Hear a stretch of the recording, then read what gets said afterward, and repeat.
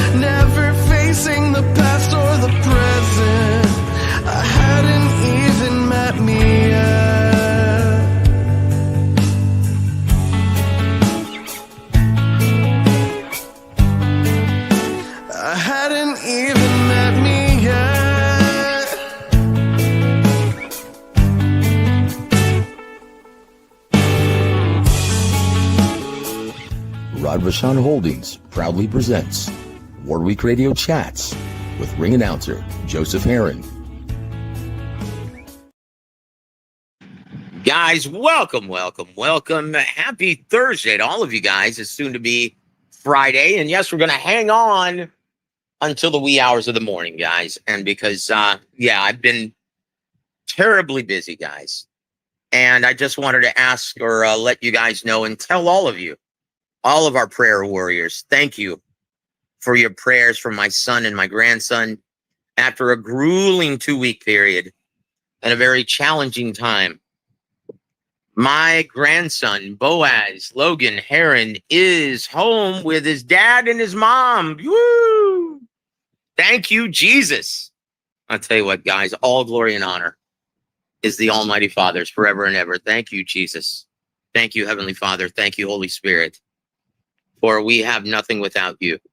Thank you guys for all of your prayers. And I had to pull up the former or the old WaraWeek Boxing Chats intro as an homage to my brave and dedicated and awesome son who is now a dad. So I'm so proud of you, son. Love you, buddy. And guys, if you haven't already seen it, the new video is out at the Roshi SATX page on we shot that video about a month ago and it's up now. It's live. So guys, go check it out. It's his new song and it's going to be released on all it might be already released already. But anyway, go check out Spotify, go check out YouTube, and yeah, check out the video. It's amazing. And I'm so proud of my son. He takes on so much.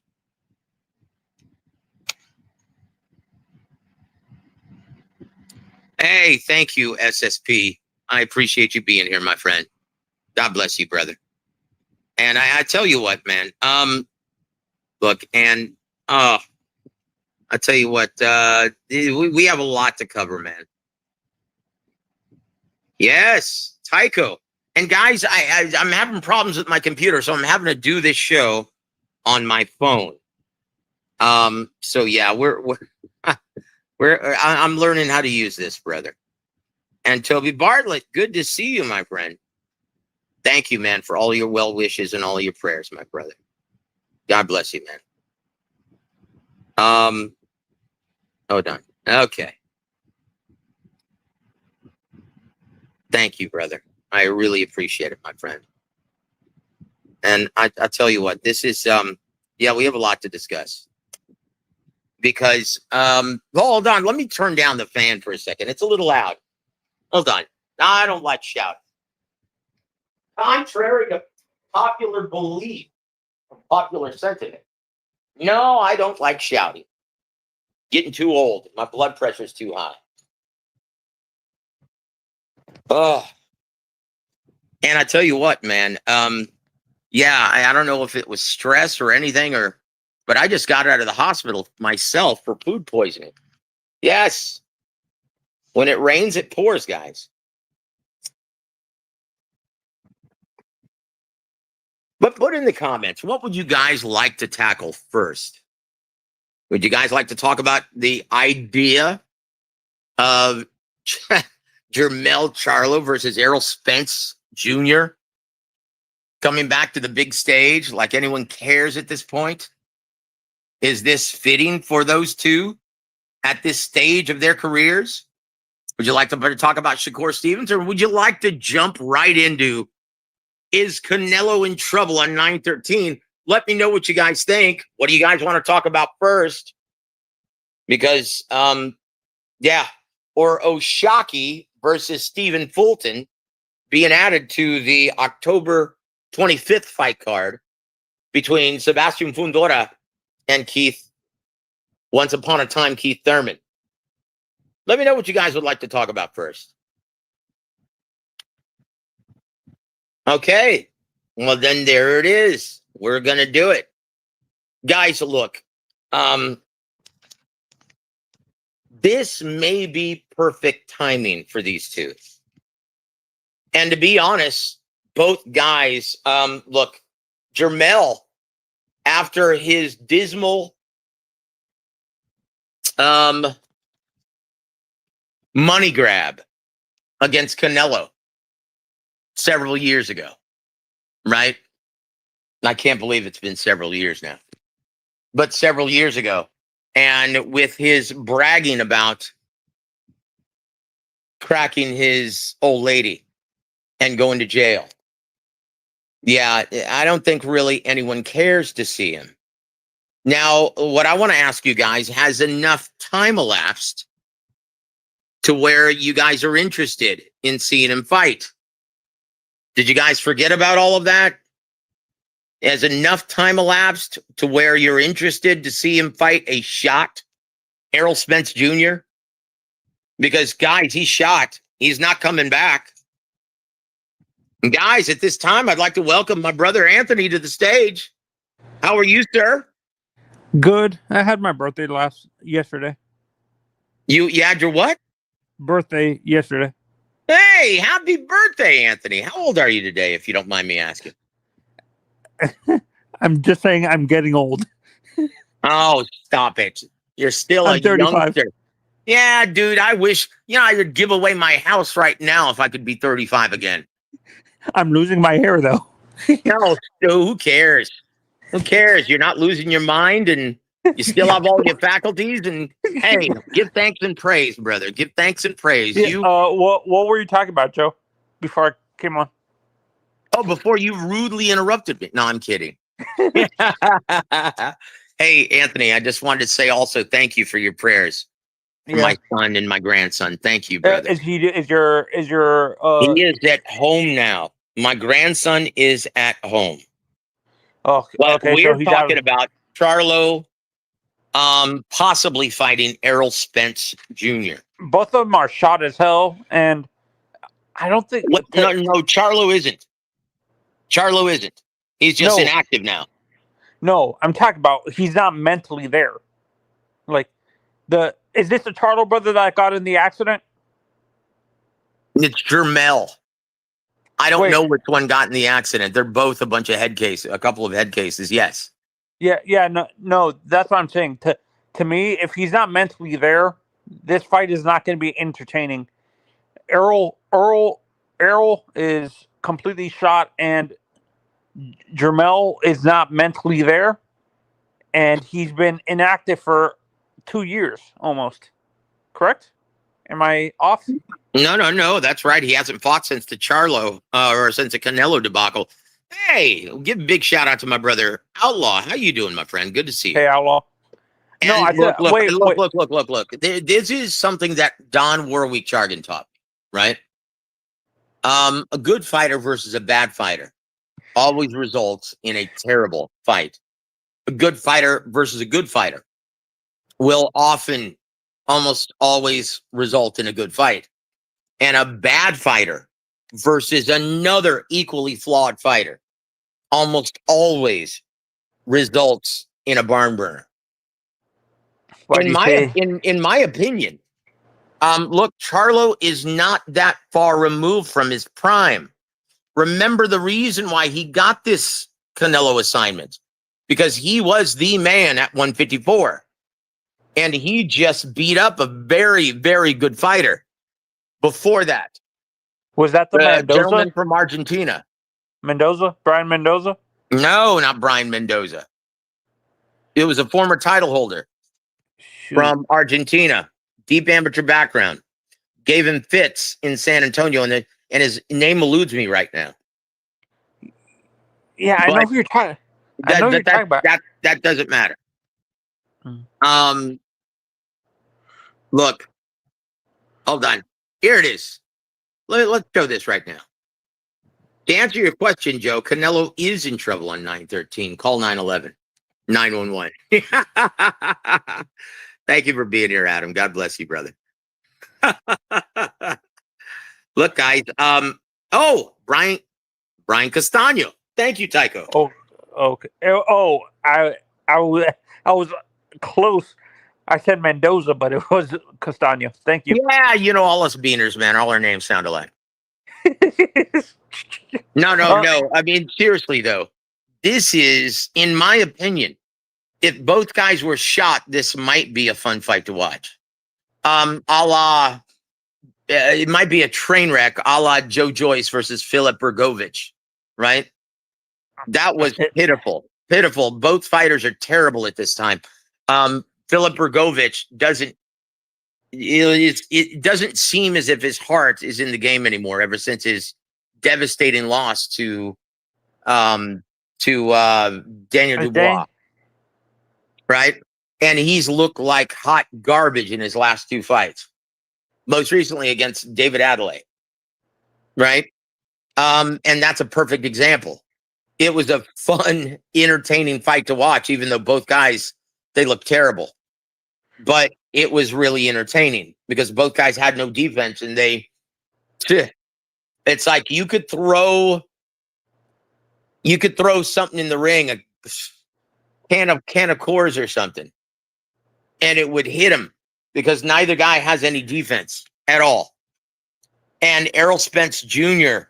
is that way right now. He's shot, guys. He's got no reflexes, has no legs underneath him. He's always had heart. You know, Is he shot worse than Canelo? Or no, not even close. He is shot, guys. You think Canelo still has a little bit? Canelo, yeah, of course, man, of course. But you're gonna see, guys, on 913. Adam says, I thought Joe Joyce versus Zergovich looked like Frankenstein versus Frankenstein. Yeah, it was pretty bad, guys. Toby is jumped on the bandwagon. He says, I got Bud by decision. You know what? I've got the same. Honestly, I've got the same. I honestly, because I'm still sticking to what I've been saying.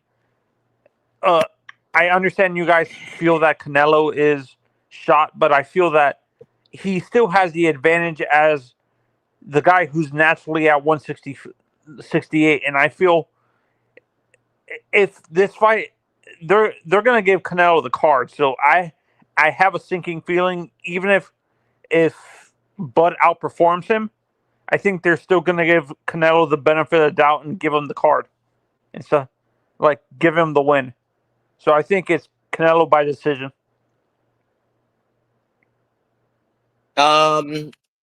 You know what? Let's talk about that.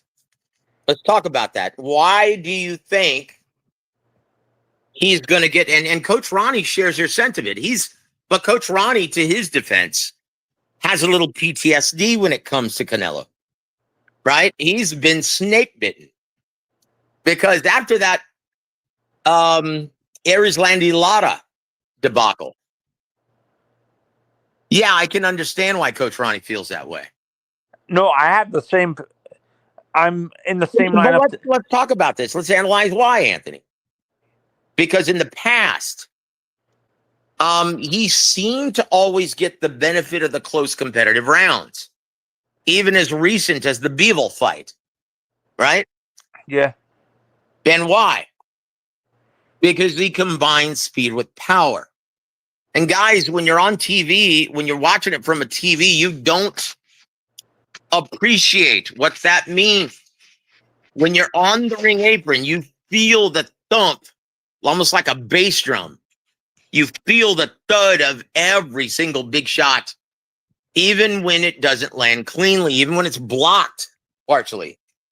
And Canelo has always had that eye-catching offense, those creative combinations of the body and head, where he's explosive with it, combining speed with power. And he always has the prettier offense.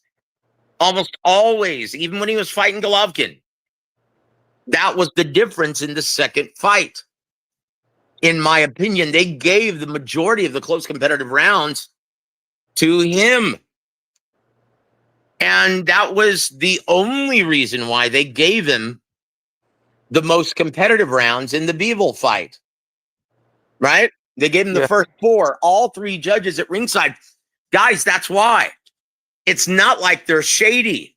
Because if you talk to any of these judges, they don't want to rob anyone.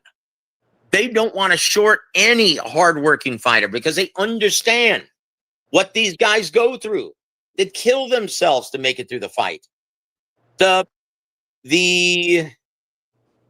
wear and tear that these guys go through. The grueling camps, 6 to 8 weeks in preparation for these assignments. It's what they put their bodies through is superhuman. And so no judge wants to short anyone.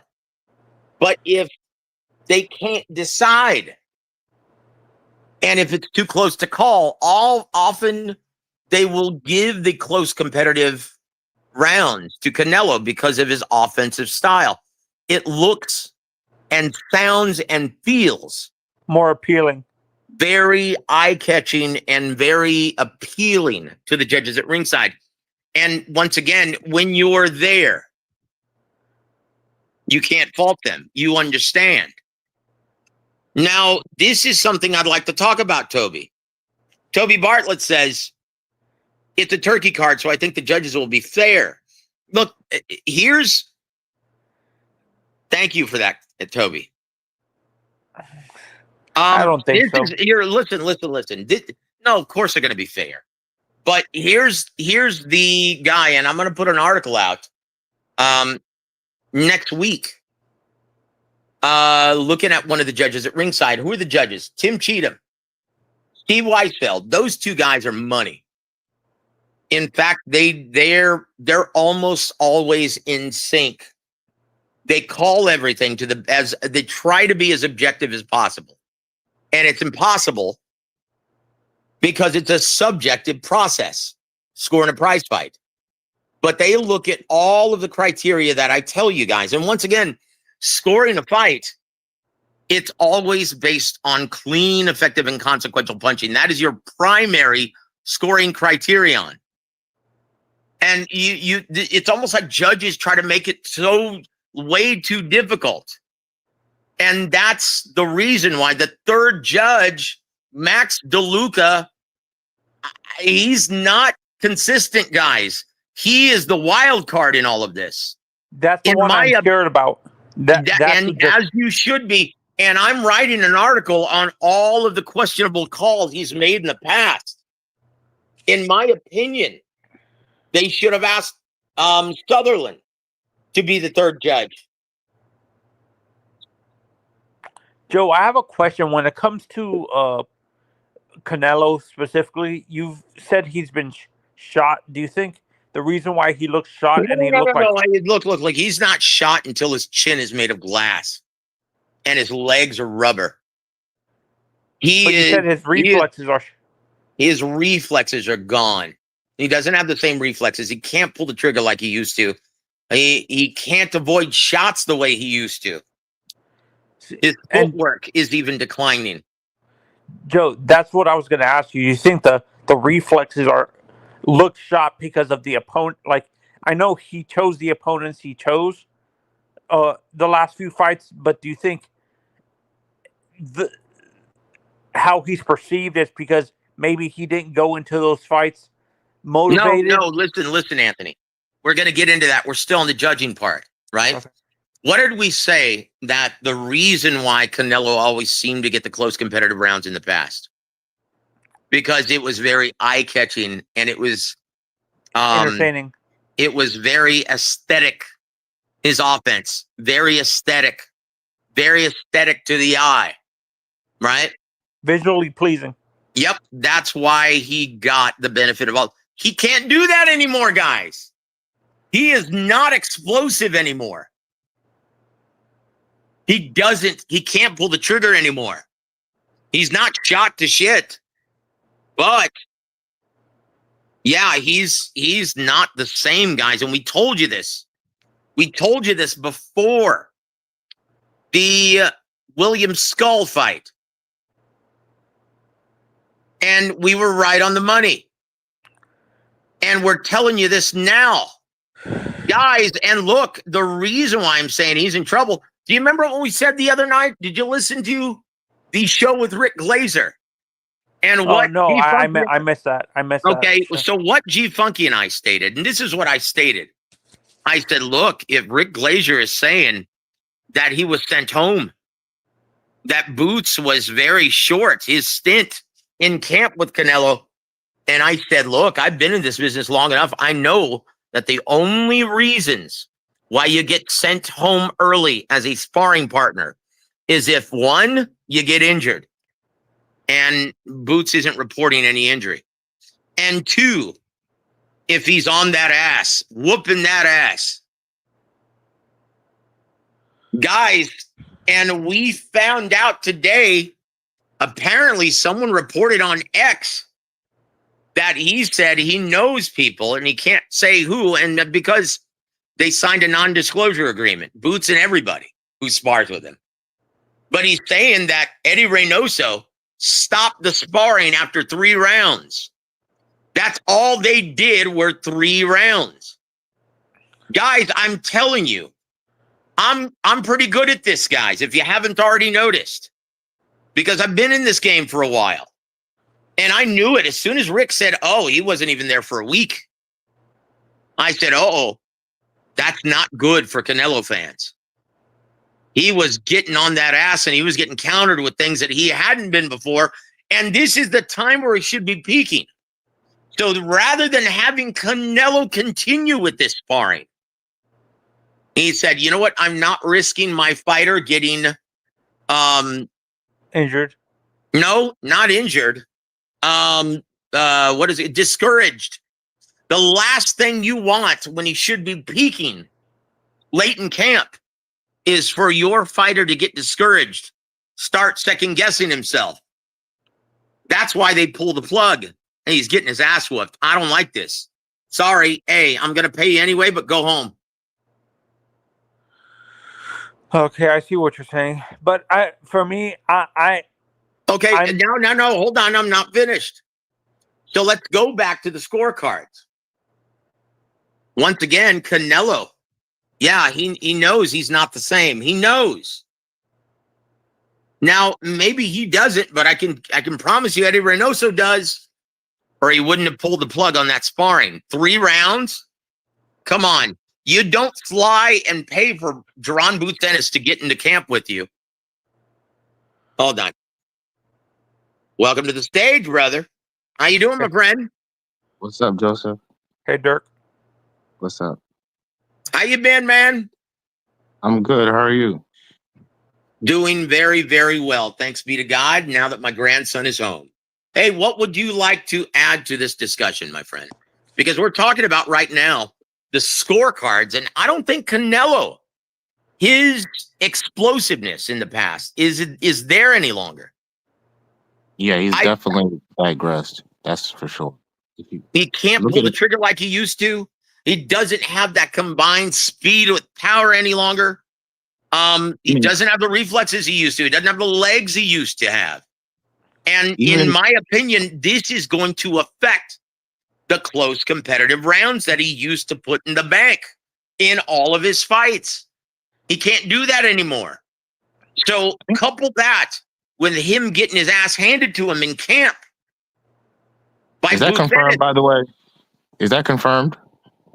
I look, no, I mean, honestly, it's just rumored, but I know this. Look, I've heard a mixed bag. I've heard some guys saying, oh, Canelo looks like a beast.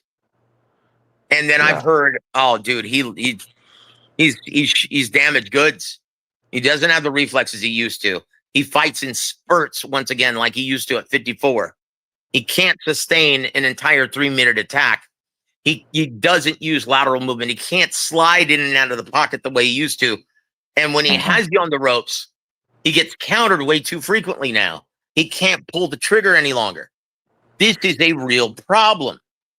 So it's not confirmed, but everything I know, when I heard Rick Glazier tell me on Monday that his time in Canelo's camp didn't even last a week. I said, that's not good. Was sent home after a week? No, less than a week. Like 3 days. I said, there's only 2 reasons why a fighter gets sent home early. 1, he gets injured. 2, he's putting it on him. And they don't want their fighter to get discouraged. And I know so many guys who get sent home early because they're beating up their assignment. And and I said, you know what? Don't be surprised, guys, if you hear that Boots is putting it on him. And we just heard that today on X being reported. Guys, I've been in this business for a long time. I knew it. I freaking knew it. And now it's being reported that way. Whether or not that's true, we'll find out on 9/13. Your thoughts on all of this, and is everyone justified? Because when you look at the odds, boy, they're shrinking. It's almost even money with Canelo still having the slight edge. Your thought, is everyone justified on starting to put money on Crawford at this time? I think it's justified. As far that's the risk you take when you bring in that many killers into your camp. Like sometimes it can help you, and sometimes it can discourage you, or you get your fighter hurt. He takes too much damage, overtrained in the gym. He leaves it all in the gym. That's the last thing Now, look, Eddie Reynoso managing his camp. He knows there's a reason why he pulled the plug after just 3 rounds of getting his ass whooped by Boots Ennis. For me, I feel that it's a little bit justified, but it's not as justified as some Crawford fans think it is, to be honest. Look, something tells me, Anthony, you're suffering from confirmation bias. You want desperately your pick to be right because you pick Canelo. Hey, they're weight divisions for a reason. Yes, that is true. But here's the thing that still makes this fight so compelling, guys. Both guys have the mindset of winners. When you hear them talk to you, when you hear them speak to the media, when you look at their swagger, they've got the mindset of a winner. You can't imagine either one of them really getting their ass beat. We've never seen it. I mean, even in Lost Canelo, he never got his ass whooped. I mean, and you're absolutely right, Joseph. And he's right, too, to say that there's weight classes for a reason. But there are certain fighters that overcome those things, and those guys are the special fighters. And I believe, in my opinion, Terrence Crawford is a special fighter. We saw with Duran when he moved up to fight Hagler. He didn't win, but he obviously held his own. So certain special guys. Go ahead. Look, even him moving up lightweight to eventually make that amazing comeback and performance against Davey Moore at 54. Turning back the clock, whoop that ass.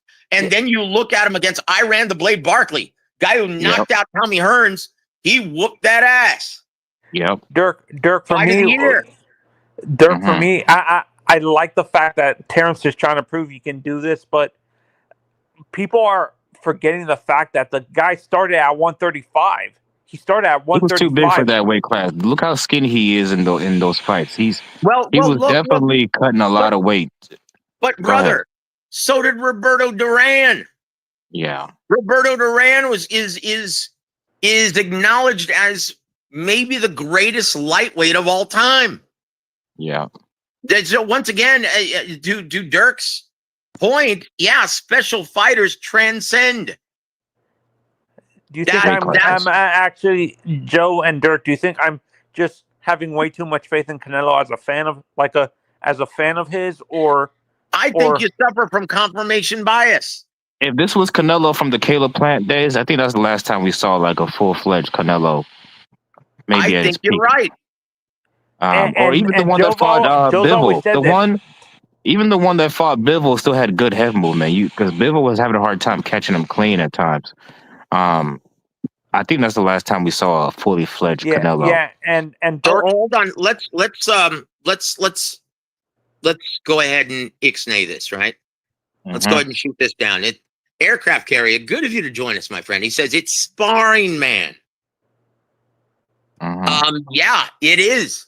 But at this time of your camp, have you ever been in a camp before, aircraft carrier? Because at this time, your fighter is peaking, and these are wars. Canelo doesn't take it easy on his sparring. Well, I know. I've had guys in there who have been in his camp, and they all tell me the same thing. He doesn't go soft. Go harder, go home. Either. Hey, Booth doesn't either. He's known for hurting his sparring partners. That's what I was just going to say. Yeah. Booth doesn't either. And there's a reason why they brought him in at this stage of his camp. He's supposed to be peaking. They go all out. These are fights, guys. Yeah. These are wars. And Boots was getting on that ass, and he's like, nope, I've seen enough. Okay, we're going to cut you a check. Go home. So all these pictures, just like photo ops, what's going on? Even before we heard this report today, I knew it. Guys. I look like, once again, it's the experience. There's only two reasons why you get sent home early from camp. And more often than not, if you're whooping that ass, stop. You do. Bye-bye. Thanks, but no thanks. You're going to get cut a check and you're going to get sent home. Yeah. I mean, it kind of reminds me when that British fighter, David Haye, when he had Hrgovic, Wilder, and I forget who the third sparring partner was in his camp, and he was getting ready for a Klitschko. And he never made it to the Klitschko fight because I think Wilder hurt him in sparring. Yep, it's just like before the Joseph Parker fight, right? His name eludes me right now. One of the young brothers who are both heavyweights. They're Cubans. One of them, Hernandez. Yes. No, not Hernandez. Gosh, his name eludes me right. Cuban I can think of is the one in Canelo's camp. No. Luis Ortiz. Luis Ortiz. No, not Luis Ortiz, not Frank Sanchez. They're two young brothers in the heavyweight division right now. Okay, and they're both trained by Bob Santos.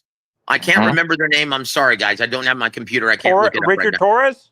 No, not Ricardo Torres. That's Mexican American. They're Cubans. They're Cubans. Yeah. Now stop guessing, Anthony. But if you guys know, they're brothers, okay? I know for a fact that he was whooping his ass and knocking down Deontay Wilder, so they cut him, okay, within a week and sent him back home. And there are several cases like this. I remember Shannon Briggs, a friend of mine from Colorado, sparred and knocked out Shannon Briggs, and they had to postpone the fight, said it was because of asthma. And this was before the Oleg Moskaev fight, or no, Sam Peter, something like that. What was the time frame of the Wilder situation? It was before the Joseph Parker fight. Oh, okay. I definitely believe that. Wilder was just done by this point. He's done now. Yeah, he's done, guys. In fact, Terrell Herndon should have knocked him out. But he has a terrible coach, and he had a terrible. They had the strategy of merely surviving, and that's why I got into it with his coach.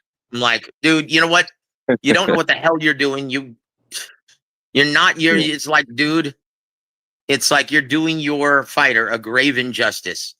It's like you're instilling a mindset and a strategy to merely survive, fighting behind a high guard.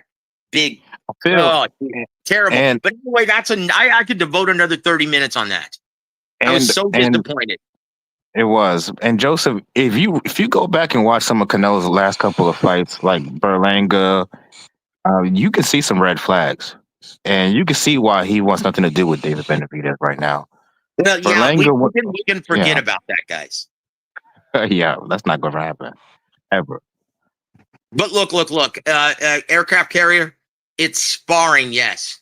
But at this stage of camp, he's supposed to be peaking. These are real fights going on in the gym. And Canelo goes all out. So does Boots Ennis. And Boots, being the fresher guy in his prime, was putting it on him. That's why he got sent home early, Holmes. Yep. Joe, I figure out Yonis Solis, probably. No, it's not Solis. They're two brothers. I know several guys who work with them, and I can't remember the name. Rumors, pendejos. Look, dude, stick to what you know, brother, which is hardly anything. So Hernandez wasn't sent home, so it must be competitive with him. Or I don't know, maybe you talk about Yoelni Hernandez. Yoelni, yeah. That guy is a monster also. That guy's a monster also, and is always in Canelo's camp. That's his chief sparring. I can promise you this. Yoelni Hernandez, he is beating up Canelo. He's a monster, man. He really is. He is no doubt going to be a world champion eventually. Yeah. And he campaigns at 68 also, right? Yes, he does. 160. 8 fights, like 7 knockouts. Did you see what he did in his last fight? Yeah, he broke Tyrone Davis's face. Yep. And no one, including David Benavidez, had ever done that to Kyron Davis. People say Kyron is known for having a chin. That's it. And he's known for being very crafty and countering the shit out of you. Yeah. Hold on. Jose Chavez. Joseph Turkey better be paying you to spread rumors. Oh, stop it, dude. Canelo fans are something else, man. They think that guy's Superman. I'm telling you what I know, guys. I'm telling you what I know in my experience. Oh, here it is. Refugio has the beat. It's Pero. Yes. He was on that ass in Deontay's camp, and they cut his ass after a few days and sent him home for the same reason. Guys, this happens more frequently than you realize. And guys, look, I hate to tell you this, but everyone talks in boxing.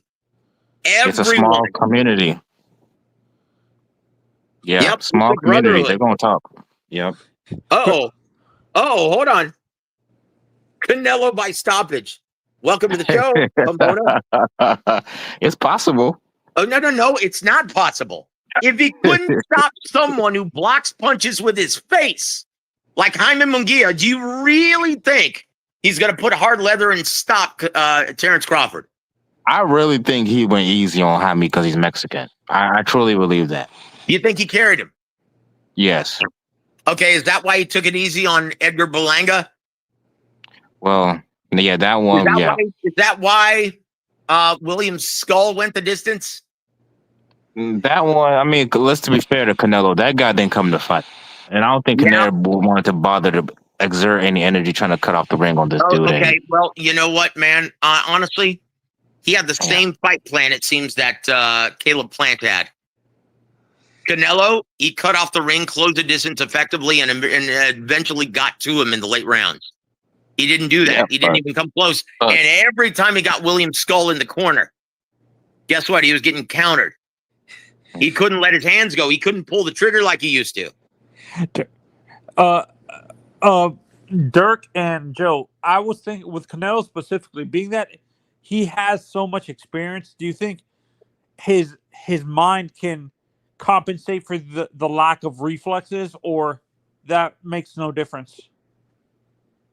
No, I mean, if he had a no, higher boxing IQ than Crawford, I see what you mean, but I don't think he has a higher no, boxing no, IQ than no. Crawford. Look, what determines ring IQ, guys? What determines ring IQ?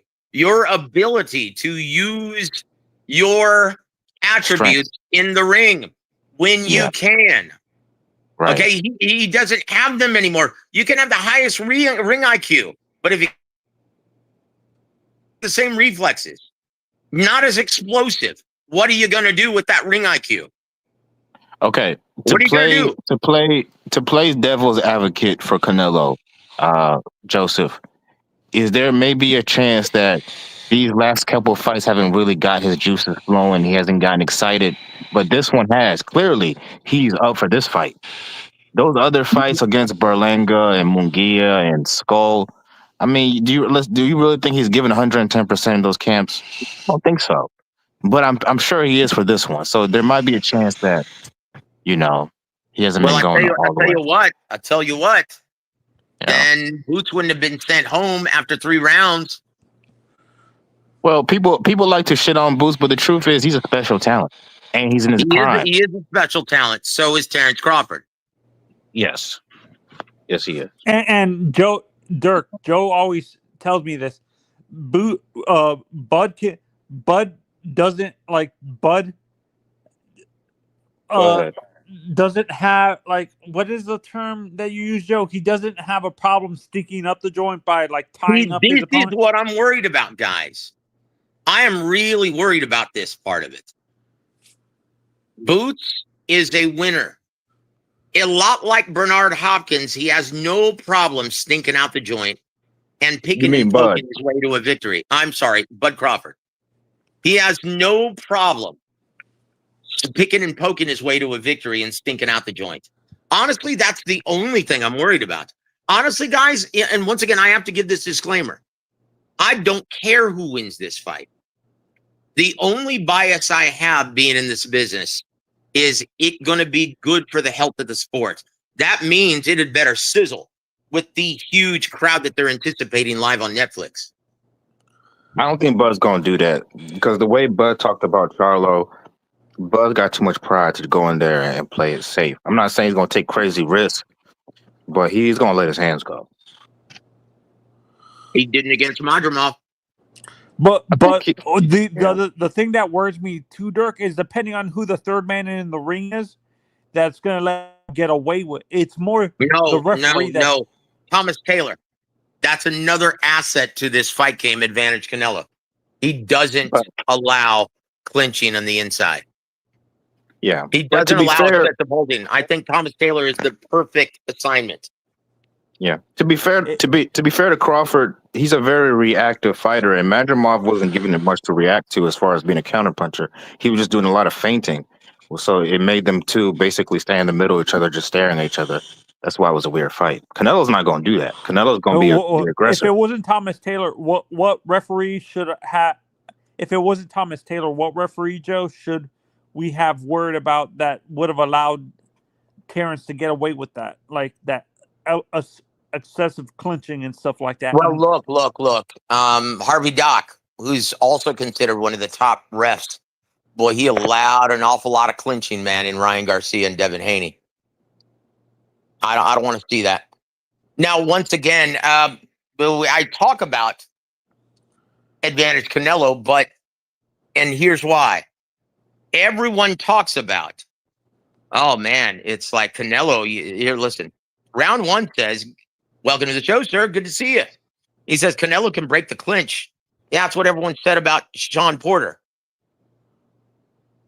You forget, guys. Terrence Crawford is a wrestler. This guy knows how to wrap you up like a wrestler to where he will give you that armbar. Like honestly, he wrapped up every single time Sean Porter tried to breach that perimeter. He wrapped him up like an octopus and forced the third man in the ring to separate them. And then he started all over. it was frustrating to watch, and it stunk out the joint. Remember how god-awful that fight was until the 10th round. Do you remember? Yes, I remember how horrible that fight was. It was horrible until it wasn't. Guys, once again, Crawford is not above stinking out the joint to get the victory. That's the only thing I'm worried about. Because, once again, all he cares about is winning. He is the most competitive guy I've seen since Michael Jordan. And that could be a real problem on fight night. That could be a real problem, guys. Can that like the clinching? You said Thomas Taylor is not going to allow that.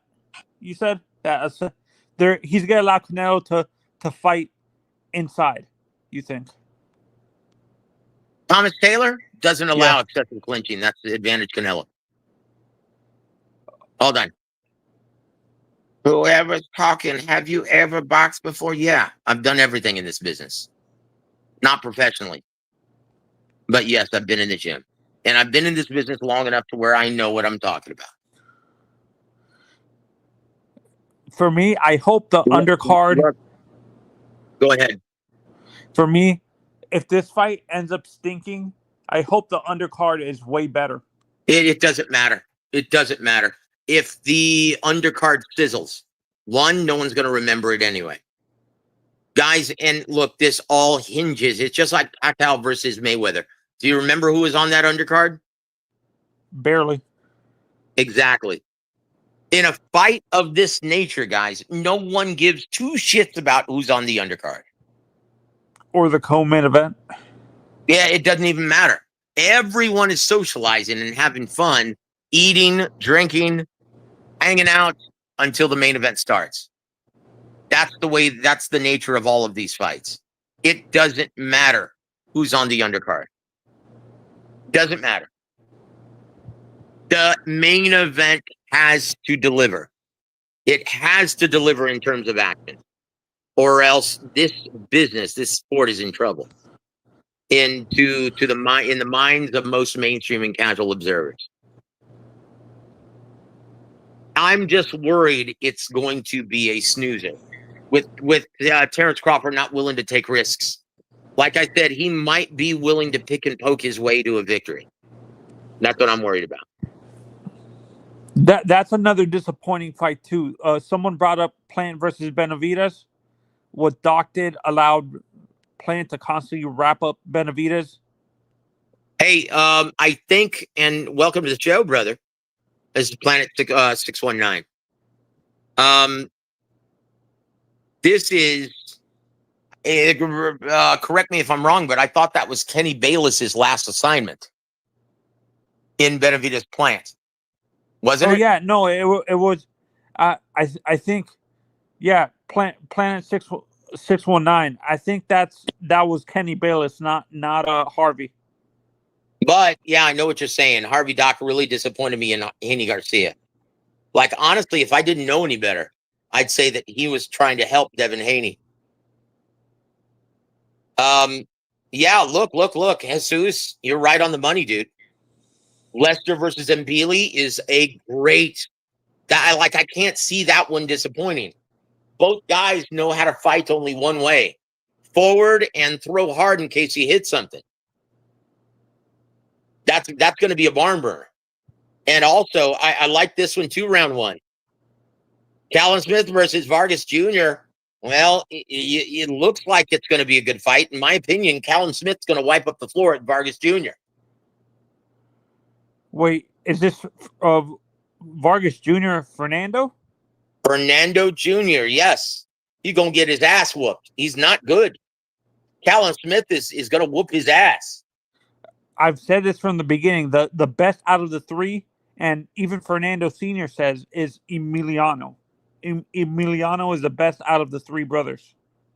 Oh, without a doubt. Easily. He's the guy. He is the guy.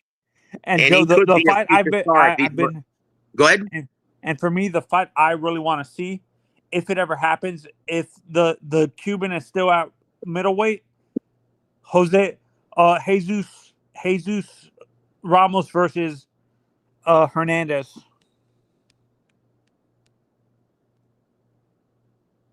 Jesus Ramos versus whom? The Cuban that you and No, Dirk were. Yoenli is in a different weight division. He's at 68. Oh, he's in the weight division that Canelo was in? Yep. Oh, I thought he was a middleweight. No, the one you're thinking of is a guy who just lost to the I don't know, Boo Boo, whatever his name is. The guy who kind of resembles the guy who looks like Terrence Crawford. Oh, you Boo Boo Andre? Boo Boo? I don't, no, not Andrade, no. Hey, Juice, how's it going, brother? Salute to you, my friend. He says, I just rewatched Canelo versus Danny Jacobs when Jacobs goes southpaw. Oh my, Canelo fight might be in trouble. You know, once again, guys, it wasn't just the southpaw position. It was the intelligent jab of Danny Jacobs. Do you think Terrence is gonna, in your honest opinion, Joe, do you think Terrence is gonna fight orthodox the whole fight against Canelo? No, he's gonna give him different looks in there. Hey, look, the way Terrence Crawford is, what always determines what stance he fights out of. Lee almost always, except for Errol Spence, starts out in orthodox. And if he's not having his way and he's having trouble, he switches to southpaw. But unlike Danny Jacobs, he doesn't go back and forth that often. He might show that against Canelo just to give him different looks. But if he's having success in one side, he never changes. There's no reason to. But if you notice in his past, he'll be in a very competitive fight, and then he'll switch stances, and then he starts to take control, dictating the pace of the fight, becoming the ring general. He will stay in that position, unlike Danny Jacobs. I can't read the guy on the bottom is asked, who do we got for Schofield versus Mortaya, Joe? Honestly, I love this fight. But they're both counterpunches by trade. If Floyd Schofield can be patient and force Murataya to do something that he doesn't like to do, take the lead and get off first, then Floyd Schofield has a very good chance of beating him. Because he looks downright ordinary when he's forced out of the pocket, forced to take the lead, forced to be assertive. But if you try to go after Raymond Murataya, he will carve you like a Thanksgiving turkey. It's all going to be contingent on Floyd Schofield's preparation for this. Can he win? Yes. I love this fight, guys. I love this fight, but it has the potential. It has the potential of being a snoozer because both men are counterpunchers and both men have power. That means they're going to respect each other's power. And one guy is going to have to be assertive, and both guys are going to be saying, okay, you first. You first. That's the only thing I'm worried about this.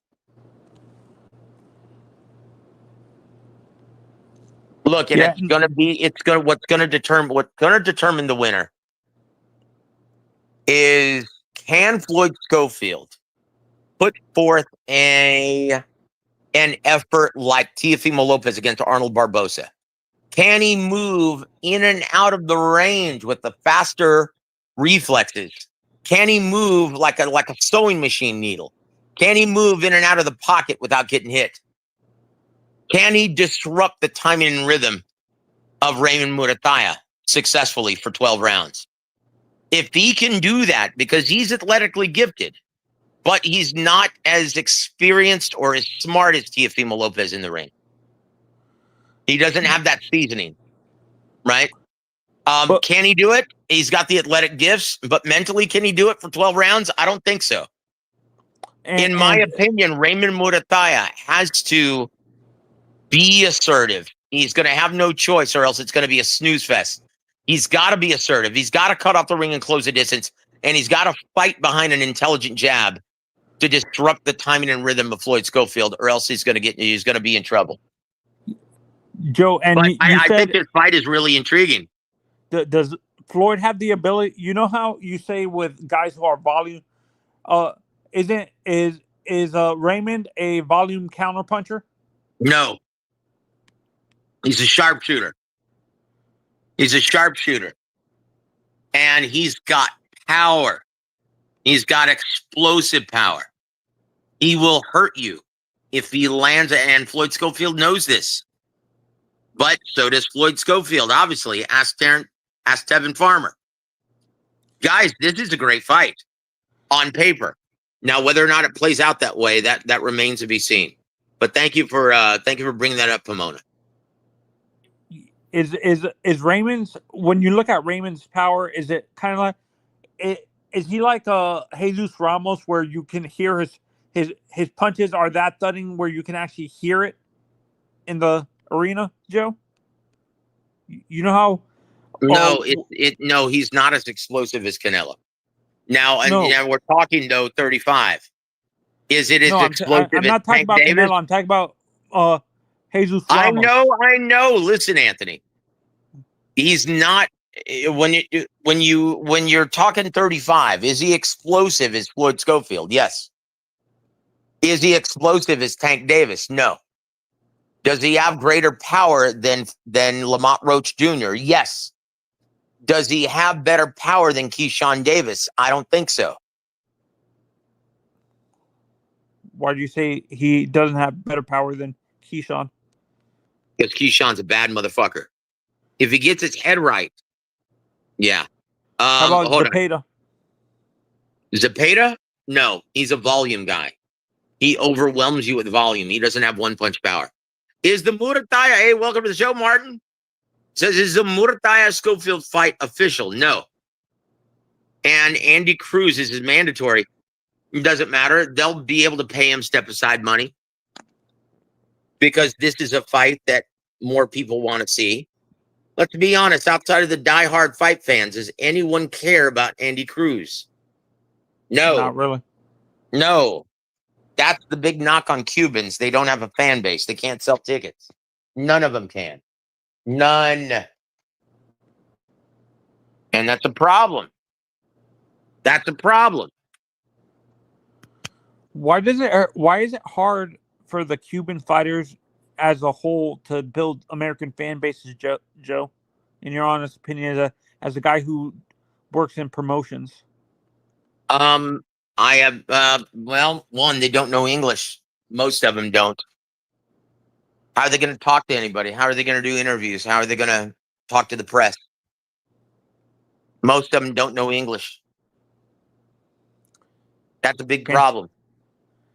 The reason, and most of them, where are you going to fight them? You have to have a home, right? Like Terrence Crawford. For the longest time, he wasn't a big ticket seller, but you fight him in Omaha. Yeah, he sells out every single time. You have to have a home. Where are you going to put them? They're exiles. They're Cuban exiles. Where are you going to put them? It's like Morrell in Minnesota. Where does he fight all the time? Where it feels like he sells out? The Armory or whatever it's called in Minnesota. That's a special thing. Louis DeCubas actually set that up. He's based out of Minneapolis. Okay. And the Armory has become the home of David Morrell Jr. Yeah, and what hurts the Cubans, like you said, Florida doesn't have really a big boxing fan base because all the young kids are MMA diehards and stuff like that. Where are you going to put it? You can't put them in Vegas. You can't put them in Texas because the Chicanos and Tejanos dominate the Southwest. There's not really a lot of Cubans on the West Coast either, or in the Midwest or Northeast. So, look, like you said, hold on. Refugio says because the Cuban style is boring. These guys do not they don't veer from the script. They're counterpunchers by trade. That's how they're taught in the Cuban style, right? And so if they are, what makes it boring, Refugio, is look at the Joseph Igbeko fight against Guillermo Rigondeaux many years ago. Joseph Igbeko, King Kong Igbeko, was one of the most entertaining fighters at that weight division, at bantamweight and super bantamweight. But you stick him in the ring with a sharpshooting counterpuncher like Guillermo Rigondeaux. Yeah, all of a sudden, he didn't want to let his hands go. Is that Guillermo Rigondeaux's fault? Well, No. yeah, of course. But no, it takes two to tango, brother. No one wants to go in there and get their ass whooped. That's why without the knockout, look at guys like Mikey Garcia. He fought like a Cuban, where he's a counterpuncher by trade and an elite level one as well, where his understanding of range and distance was elite. So unless you brought it to him, he was always in a stinker of a fight until he knocked you out. Without the knockout, yeah, his fights were downright uneventful. Just and the like Cuban Terrence, in the middleweight hold on. division. Here, listen, just like Terrence Crawford. That's the big knock on Terrence, guys. Look, other than the Errol Spence brilliant legacy defining performance, that's the most entertaining and dominant we've ever seen Terrence Crawford. Look at the Kell Brook fight as a comparison. Look at the Jose Benavidez Jr. fight by comparison. Unless he gets the knockout, his fights aren't all that eventful because he's a counterpuncher by trade. And once again, guys, let's go back. That's what I'm worried about. That's what I'm worried about, guys. This is an honest question. Would you? I know Canelo's a volume puncher, but is he like? Would you say he's a counter? No, he's not. Canelo? No. No, he's never been a volume puncher. I'll tell you what, though, he's a combination puncher. And his creative combinations on the inside were beautiful in his prime. But when he moved up to 68 pounds on that Eddie Reynoso steak sauce diet, boy, he was blasting everyone and almost seemed to fall in love with his power. Then he started hitting you and trying to put you out with one shot. And he fell in love with his power. And it seemed to be a real detriment. A detriment to his fights, where he's not as exciting and entertaining as he used to be. He tries to get everyone out with one shot, and he can't do it anymore. Like the dude, Canelo of old, not the old Canelo, but the Canelo of old, man, his offense was so beautiful to watch. Like, dude, honestly, he was by far the best inside fighter in boxing and by far the most creative combination puncher in boxing. Canelo's offense was beautiful to watch. Guys, that guy's long gone. And I think that's what most fans are looking at when they're saying, oh, he's going to knock out Crawford. That guy is gone, guys. He doesn't exist any longer. He doesn't. Yeah, no, and Joe, this is until you said Canelo's a creative combination puncher. I've always just the way I saw his fights. I've always thought he was a creative volume, I thought he was a volume puncher, not a combination puncher and stuff like that. Because the amount of punches he threw, at the end of his fights, you see the scorecard. What is it called? No. Look, dude, he combines speed with power. And in accordance with the Emmanuel Stewart triangle, if you combine speed with power, you sacrifice volume. Because you can't throw that many punches while combining speed with power. You're going to run out of gas. That's why you always look at Canelo's history. He always fights in spurts. He'll take like 30 seconds off And then when he gets you into range, he'll rattle off a combination. Look at the Liam Smith fight. He fights in spurts. That's why Liam Beefy Smith had some success in the early to mid rounds. Because he would fight whenever Canelo, right? Like if you notice, right after he throws a combination, he would go to work on Canelo. And it was one of the most entertaining fights at 54 that we've ever seen Canelo in. But man, he knocked him out with that shot to the liver. Beautifully timed, beautifully set up. Like Canelo, man, his combination punching is beautiful. It used to be. Hold on. Well, let's address this, Anthony. Martin, thank you for hanging with us, brother. He says, who do you think showed the most signs of decline in their last fight, Canelo or Crawford? Obviously, Canelo. Crawford, this is why I'm so worried about this. He doesn't take a lot of incoming. And when he did, it was at the tail end of the fight, right? After he'd already pretty much won. And he never dominated any one round.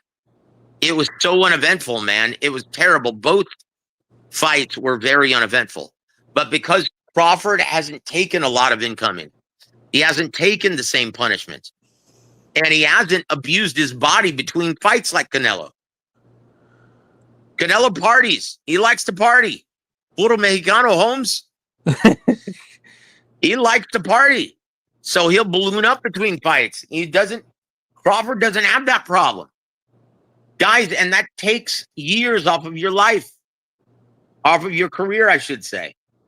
And look, Crawford, he's a well-preserved 38, even though on the clock, he's older technically, but he hasn't had the kind of same wear and tear that Canelo has had. He's been in a lot more wars than Terrence Crawford.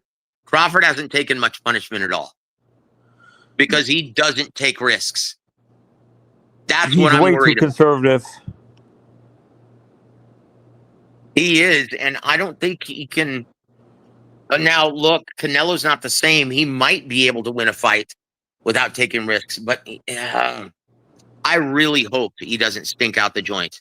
I am so worried about that, guys. But once again, we're going to find out on 9/13.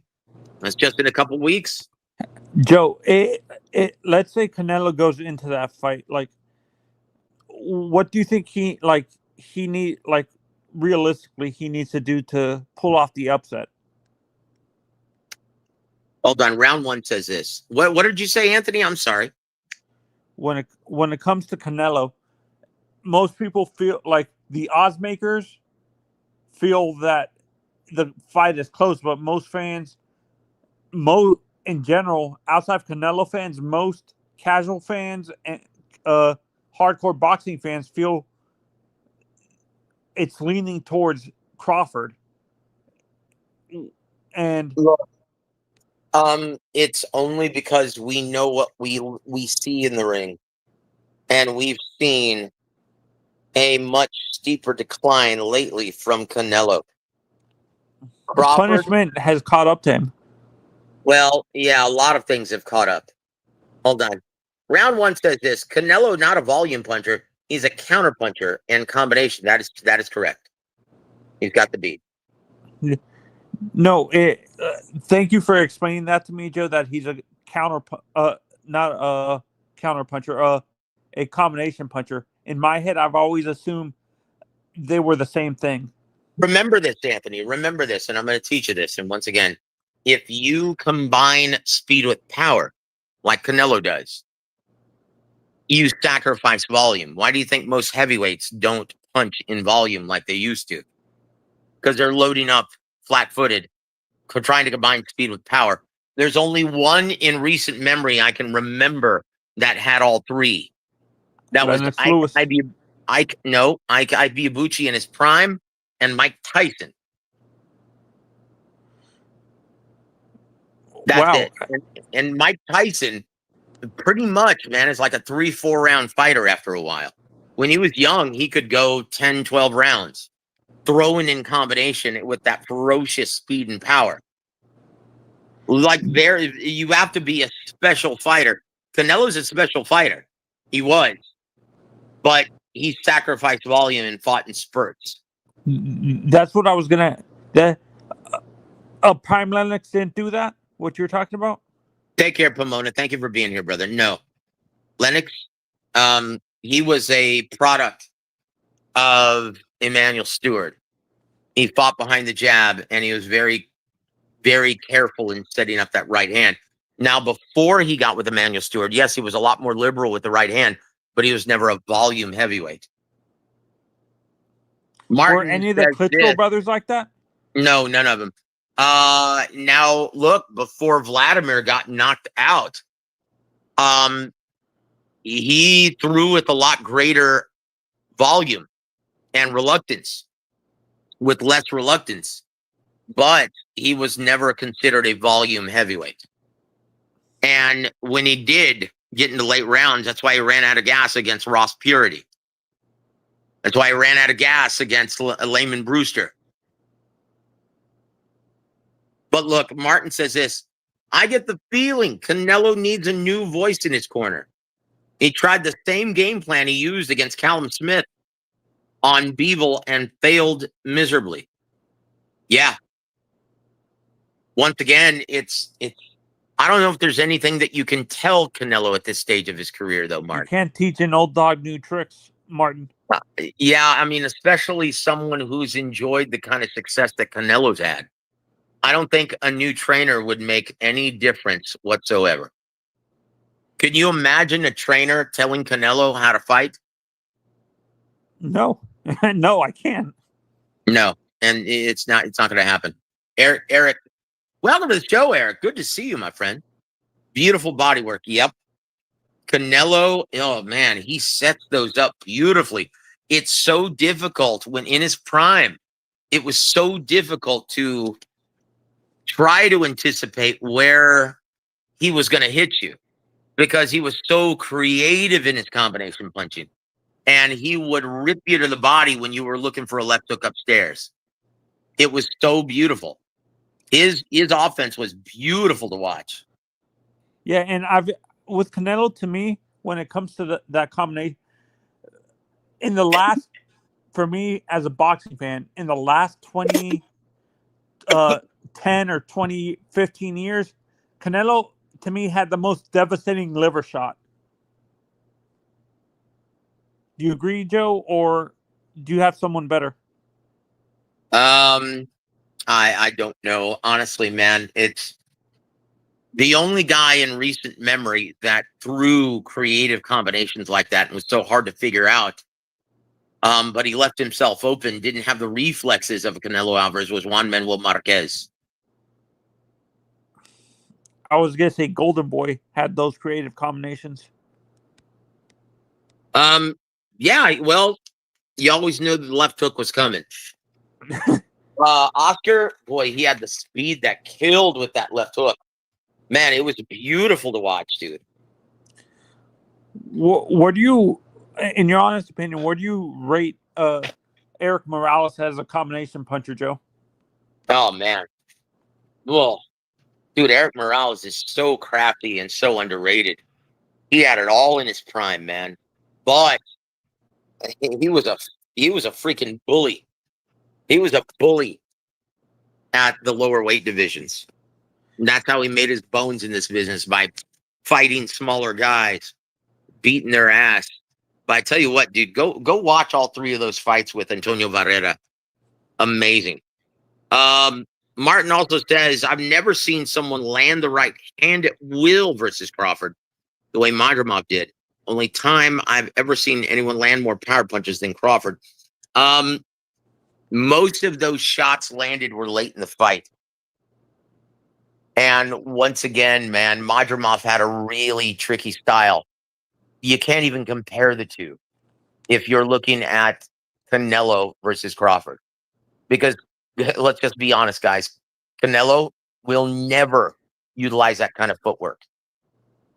Because Madrimov, he's a guy who uses his footwork as the foundation of his defense. He doesn't have the reflexes that Canelo has, or had, I should say.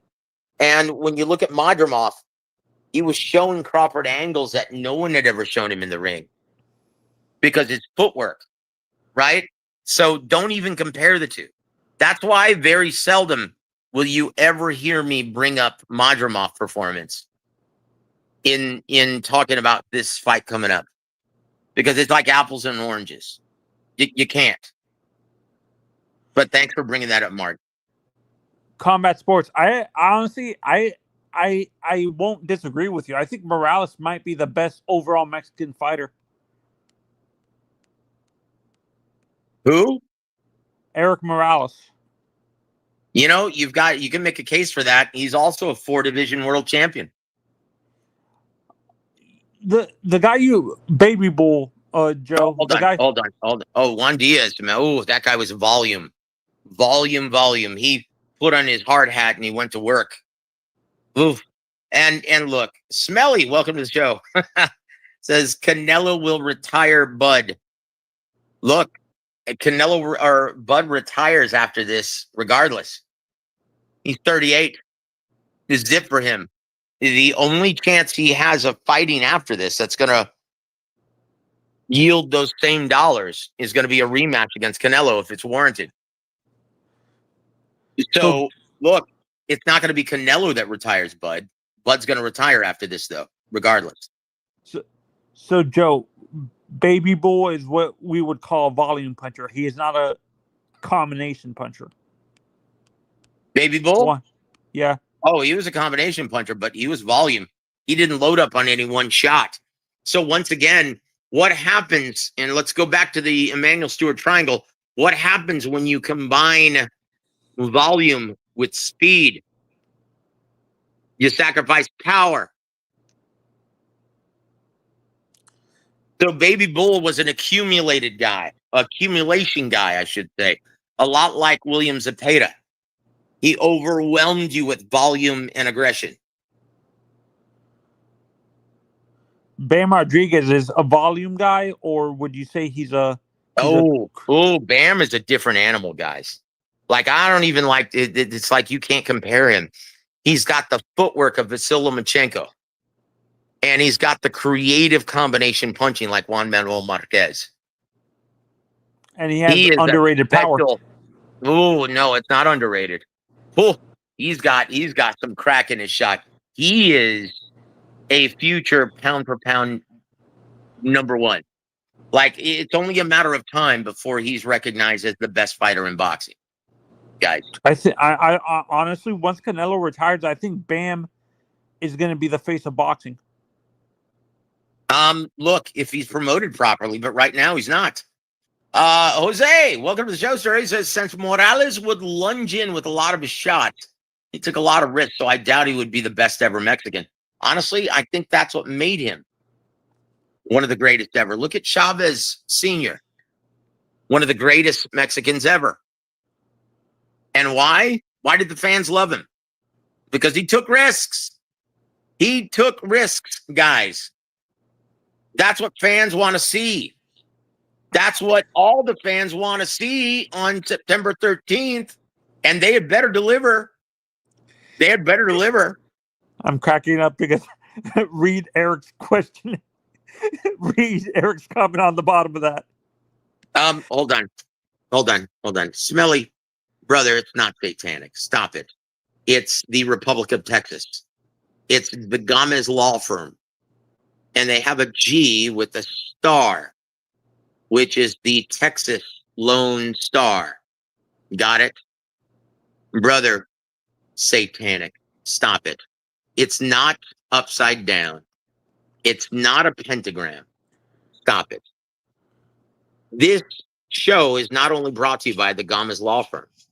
Guys, for more information on the best personal injury attorney in the entire country, go visit GomezLawFights.com and see what the Gomez Law Firm can do for you. Not only is this show brought to you by Gomez Law, but it's also brought to you by Jesus Christ, the Lamb of God who takes away the sins of the world and has mercy on all of us. Praise to you, Lord Jesus Christ. If you haven't surrendered your life to Jesus, hey, what are you waiting for? Today is the day, guys. So thank you for your commentary. And yes, that's what we need. And you know what? We talked about that on Rick Glazier's show this past Monday. And we were talking about why boxing has fallen off the map in the American market. And why this fight on September 13th is so important to the health of the sport in the American market. Because most of these guys, when they get on the big stage, they just want that bag and aren't willing to take any calculated risks. They aren't willing to take any risks. They're willing to pick and poke. Hey, you know what's hit and not get hit? No, everyone's tired of that shit. No one wants to see that anymore. That's what's missing from today's product, boxing product. Joe, and this is what's hurting, to me, I feel this is what's hurting the American amateur system. It feels like most trainers are teaching these kids the Cuban and European style point, like that point system and stuff like that pick and pot, what is it called? Pick and poke type style where it's hit and not get hit. Like, I hate that shit, honestly. And once again, it's like, look, if you're not willing to take risks, find an easier line of work to get involved in. Daisy, welcome to the show, ma'am. Says, I don't agree about Bam. Well, you will in time. That's all right. You will in time. That's all I can say about that. He is the truth, guys. He is as good as it gets in boxing. And it's only a matter of time before he's the number one pound for pound fighter in all of boxing.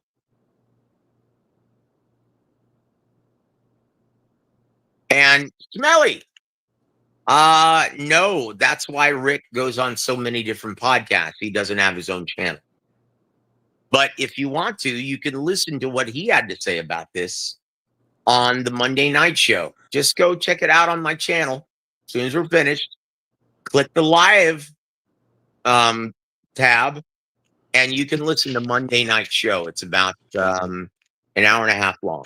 Thank you, brother. And what is it called? Eric, I agree with you. This pot shotting is bullshit, and for me, this is what I hate about boxing fans when they say skills pays the bills and stuff like that.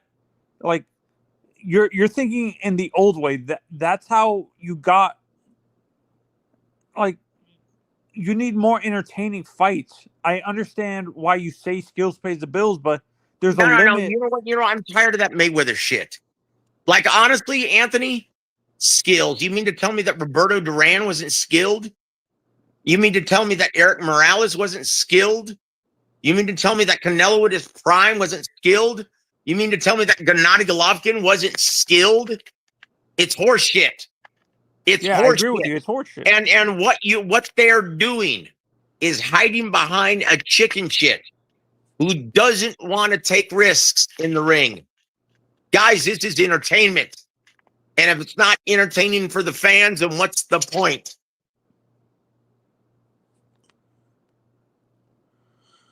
Here we go. You help me do this, Anthony. Rank these three fights: Canelo Crawford, Sugar Ray Leonard versus Hagler, and Duran versus Sugar Ray. I'll tell you right now, the biggest fight of all three was Roberto Duran and Sugar Ray won. That was huge. Well, I don't know. Sugar Ray Leonard and Marvin Hagler was humongous. Honestly, Canelo Crawford, all of this is going to be contingent on if it delivers on fight night. Then it could be the savior of boxing in the American market, guys. That's how important this is. That's how important this is. This fight has to deliver. And I will say this in terms of action. If Canelo has lost as much as we think he has, it might lend itself to a much more entertaining fight. Yay for boxing. Because Terrence, he's going to pick him apart if he cannot pull the trigger like he used to. But Crawford has to see that vulnerability. Expect the first 3 rounds not to be a whole lot, guys. Unless he sees within 1 round that, yeah, I'm going to have my way with you with the jab. Look at the first round or 2 with Errol Spence. He figured out very quickly he could time him like a clock and win the jab contest. He took away that jab and it was all over. But honestly, I don't think anything compares to the majesty of how huge Sugar Ray Leonard versus Marvin Hagler truly was. That was a huge fight, guys. Joe, I'll replace Canelo Crawford with Hagler versus Hearns. Between those 3 fights. No. Leonard versus Hearns was a massive fight, and that was much bigger. Hagler versus Hearns? No. Leonard versus Hearns was a much bigger fight. They were both undefeated at that time. What did Hearns already have a loss by the time he fought Marvin? Yep, he lost to Sugar Ray. Okay. Did Duran ever fight Hagler? Yes. Yeah, and it was a excuse me. It was a surprisingly competitive fight to most people. Everyone thought Hagler was going to destroy him. And yeah, Roberto Duran held his own. That was go watch it tonight when we close up shop. We're going to close up shop in just a bit, guys. We're approaching 90 minutes. For me, the fight I've always wanted to see live was like as a boxing fan, and because of style I like, I wanted to see the Jesus versus Duran live. Yeah. Well, I tell you what. Yeah, they went the distance. Yep, Martin's right. Yeah, they went the distance. But hey, look. Hold on. He also says this. I'm predicting Canelo Crawford to be a dud. Yeah, unfortunately, sadly, I am too. Both guys are going to fight conservatively. If Canelo gets off to a late start, it's 8-4 Crawford, maybe even 9-3. I would agree wholeheartedly. I agree with that. If Canelo starts out fast, what do you think the card is going to be, Joe? In your I don't know, man. I don't even want to make a prediction like that because I don't see either fighter starting off quickly. Smelly says Hagler's overrated. It's hilarious. He fought smaller guys coming up in weight. Really, dude? Go watch an undefeated John the Beast Mugabe, who was the man at 54, annihilating everybody. Go watch that fight. And you tell me if Marvin Hagler's overrated. Brother, if everyone took on those kinds of assignments, then boxing would be back. But they don't. They're a bunch of chicken shit pussies compared to a beast like Marvin Hagler. So stop it. Yeah. No, and let's not forget, Smelly, that he didn't pull up Hearns from. He moved up to fight Hearns, didn't he? No. Hearns had to come up to fight him. Marvin Hagler was a guy who respected the weight divisions. He never left 160 throughout his entire career. You had to come up to fight him, but let's be honest. The 5-division world champion, Thomas Hearns, the very first ever, yeah, he went as high as cruiser. So don't start that nonsense. Me? No, not you. Here, listen, Anthony. Martin says this. Do you think the skull fight humbled Canelo? Nothing is going to humble Canelo except for a loss. Or does he still think all he has to do is show up to get a win? I hope he's trained to fight all 12 rounds. Look, man, honestly, I think the sparring with Boots has humbled Canelo. I think getting his ass whooped every day against Yoenli Hernandez has humbled him. He's been getting his ass whooped in the gym.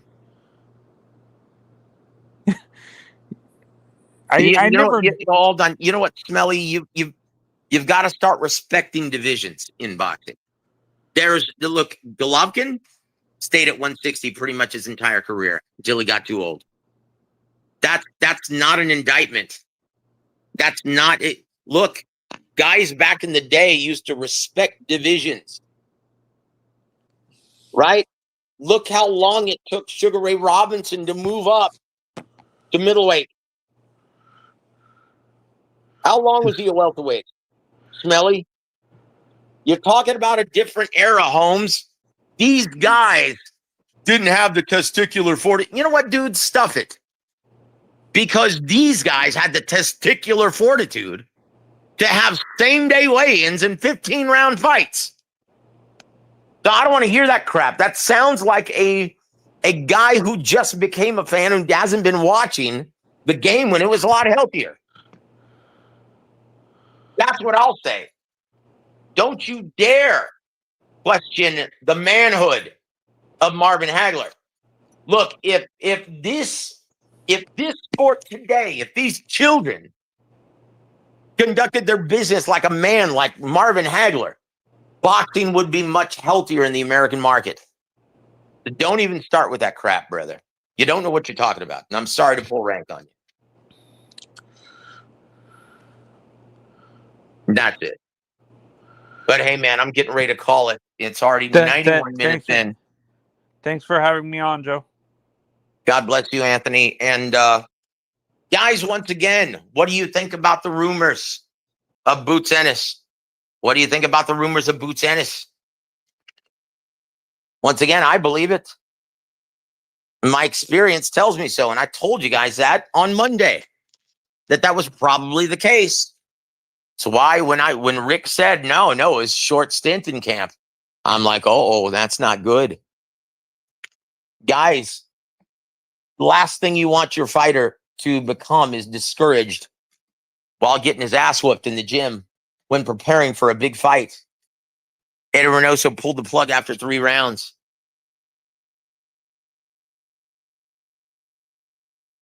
I know there are rumors. Eric, thank you for joining us. I have faith in Canelo. Well, you know what?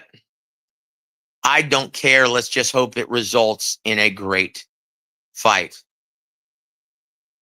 Let's just hope it results in an entertaining fight. That's the only thing I care about, guys. But guys, if you didn't hear, if you missed any part of this show, please go back and listen. It's going to be on archive as long as we have the channel up. And guys, once again, thank you, all of you, for your prayers for my son and my grandson. It really means the world to me. God bless all of you guys. And stay safe and keep your eyes focused on Jesus in this season. We love all of you. Thank you, brother, for listening, guys. Have a wonderful Friday.